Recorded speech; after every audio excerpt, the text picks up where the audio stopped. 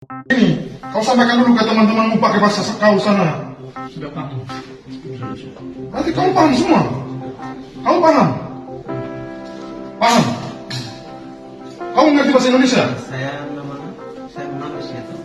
Oh, lu Malaysia. Oh, Melayu dia. itu bisa berbahasa Melayu. Bisa Melayu.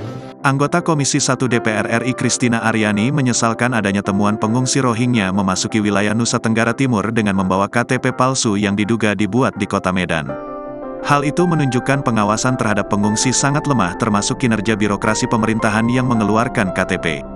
Kristina mendesak kasus ini diusut tuntas dan menindak tegas semua oknum yang terlibat memberikan KTP kepada warga negara asing. Ini sangat disesalkan dan juga memalukan. Bukti pengawasan di tempat penampungan sangat lemah, karena tidak semestinya mereka keluar masuk, sampai ke NTT segala, membawa KTP Medan pula, kata Kristina kepada wartawan di Jakarta, Selasa, tanggal 19 Desember tahun 2023. Hal ini menurut Kristina harus menjadi perhatian serius pemerintah, tidak cukup imbauan atau penyesalan karena sudah kecolongan tetapi menjadi evaluasi serius karena bisa memiliki akses lanjutan yang lebih rumit.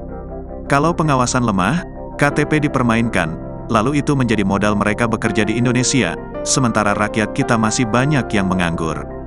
Dari 8 orang yang ketahuan saat ini, sangat mungkin ada yang lain. Ini harus diusut tuntas, ujar legislator Partai Golkar itu. Dia berharap, pemerintah tegas untuk tidak lagi menerima warga Rohingya serta melakukan pendataan berapa sebenarnya yang saat ini ada di Indonesia dan bagaimana solusinya.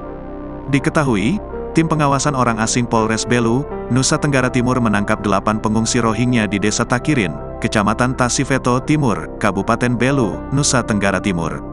Para pengungsi ini sebelumnya berangkat dari Bangladesh menuju Malaysia. Kemudian mereka melanjutkan perjalanan ke Medan dan berakhir ke Nusa Tenggara Timur.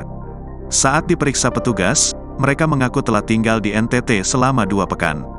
Tak hanya fasih berbahasa Indonesia, para pengungsi ini memiliki KTP dengan alamat di sejumlah kabupaten di NTT.